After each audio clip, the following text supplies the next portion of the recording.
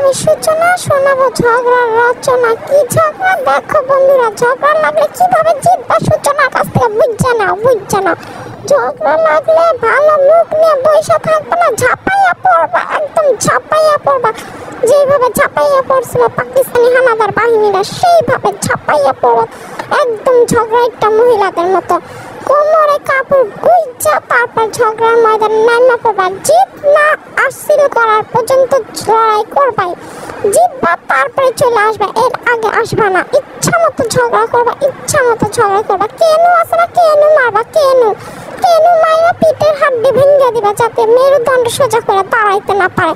মারামারি লাগাই দিয়ে আসবা। হাত থাকতে মুখে কথা কিসের, কোনো কথা হবে না, অমনি হাতে কথা হবে, হাতে মারামারি একেবারে দেখাইয়া দিবা। বংশের মুখ উজ্জ্বল কইরা আসবা। শুধু পড়ালেখা করলেই তো হবে না, শুধু চাকরি বাকরি করলেও তো হবে না, আমাদের লড়াইতে জিততে হবে। মুখের চাপার জোর রাখবা, প্রতিদিন প্র্যাকটিস করবা, 5 বার গালি দিয়ে প্র্যাকটিস করবা। বলবা পলিথিনের বাচ্চা পলিথিন, একদম ফুটাই দেবো, খাওয়া বের করে দেবো পলিথিন। এইভাবে গালি দিবা, আমার মতো শুদ্ধ ভাষায় গালি দিবা, অশুদ্ধ ভাষায় গালি দিবা না, খারাপ গালি গালাজ করবা না। তুমি দেখা দিবা তুমি ভালো বংশের মেয়ে, ভালো বংশের ছেলে। আমরা যাতে খারাপ গালি দিই না, আমরা অজাত কুজাত বলি না, আমরা বলি পলিথিনের বাচ্চা পলিথিন, তোরা 2 টাকার সস্তা পলিথিন। বুঝছো নাকি? বললো ঝগড়া কইরা ফাটাইয়া দিবা, নাচতে ঝগড়া করবা, মাথা নাচাইয়া চুল এলোমেলো বাউল শিল্পীদের মতো কইরা নাচবা, মনে হয় তুমি পাগল। আর নয়তো তোমার সাথে কেউ ঝগড়া করতে আসলে একেবারে ঝাঁপাইয়া পড়ে তার ঘাড়ে কামড় দিয়ে দিবা।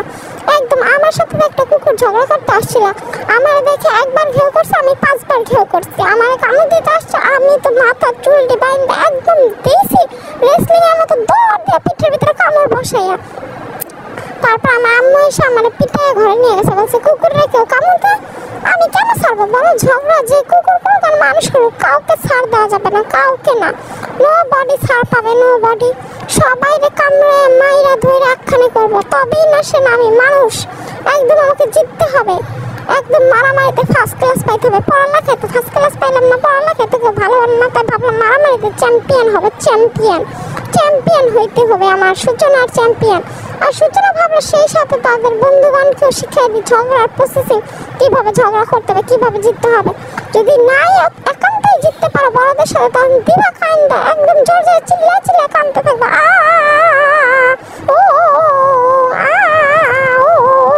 এভাবে কান্না থাকবে, সবাই দেখাবা সে তোমার মারধর করছে। তারপর জিত হাসিল করবা। আমরা হচ্ছিলাম লেডিস, আমাদের ভাবতে হবে ফার্স্ট। আমাদের মুখ সহজ হলে হবে না, মুখের ভাষা হবে একদম সূচের মতো, একদম যা ফুটা করে দিবা। যাই হোক, আমার বেশি ঝগড়া করতে যায় না, আমার নিজের মুখ ভাঙিয়ে এসো না, ভালো মতো ঝগড়া করবা, একদম চুল উঠাই দিবা, তাহলে বেশি ভালো হয়। কারণ মা থাকলে মাথায় চুল কেউ করবে না, বিয়ে টাকলু বলবে, টাকলু হা টাকলু বলবে। তাই আগে ঝামলাই করবা চুলে, যা চুলের ভিতরে হাত দিয়ে চুল টেনে ছিঁড়ে ফেলবা, নাহলে দিবা কাতু মজ্জা। যাই হোক বন্ধুগণ, যুদ্ধ করার জন্য, লড়াই করার জন্য চাই শক্তি, আর শক্তির জন্য চাই খাওয়ান দাওয়ান। ইচ্ছা মতো খাবা, একদম 2 থাল ভাত খাবা, 3 থাল তরকারি খাবা, একদম ভালোবেসে খাবা। আমি অনেক ভালোবেসে 10টা ডিম, 10টা রুটি, 10টা মিষ্টি খাই, ভালো মেয়ে তাই খাই। এখন বলবো এত খাবার আমি কোথায় রাখি? আমার পেটে আমার পাকস্থলীতে রাখি। আমি চিকন তাহলে কি হয়েছে? আমি খাই অনেক বেশি, তবে নিজের টাকাটা খাই, তোদের টাকাটা খাই না। তাই নজর দিবি না, কেউ নজর দিলে শুকনো মরিচ পরিয়ে চোখের ভিতরে ঢুকিয়ে দেবো, বিন্দু মাত্র নজর দিতে যাবি না। সূচনা একদম আল্লাহ রহমত দান করে, তাই সূচনা শরীর এত সুন্দর ফিটফাট থাকে। আমি সূচনা প্রচুর খেতে ভালোবাসি, কিন্তু আমি মোটু হই না, আমি নয় মোটু, আমি চিকন সুন্দরী মেয়ে, মিষ্টি মেয়ে।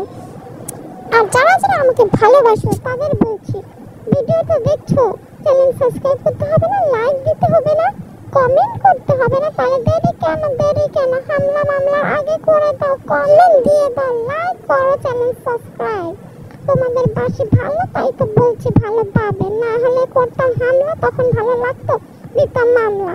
তাই তো বলছি বন্ধুগণ, আমার ভালোবাসো, আমার ভিডিওকে ভালোবাসো। আর হ্যাঁ, কালকে থেকে আমি শিখতে যাচ্ছি গান, তাই তোমাদের শোনাবো সেই গান। কিভাবে গান শিখে, কিভাবে গান গায়। আমি সামান্য একটু জানি, সা রে গা মা পা ধা নি সা। ঠিক বলছে কিনা জানি না, কিন্তু সা রে গা মা আবার কি? সবাইকে সাইরা কি গান গাইতে হবে, সেজন্য বলছে সা রে গা মা পা ধা নি সা। এটা আবার কি ধরনের কথা?